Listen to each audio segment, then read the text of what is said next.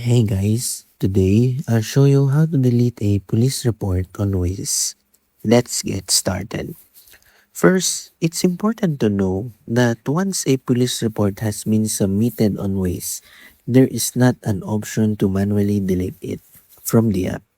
Reports are community based and are automatically removed after a period of time if they expire or if other users indicate that a report is no longer there. If you accidentally submitted a police report, you can simply continue using Waze. As other drivers pass through the area, they'll be asked if the report is still valid. If enough users confirm that it's no longer there, Waze will remove the report automatically. To avoid creating accidental reports in the future, make sure to tap the report button carefully before confirming your selection. And that's how to delete a police report on Waze. If this video helped you, don't forget to like, subscribe, and I'll see you in the next one. Thanks for watching.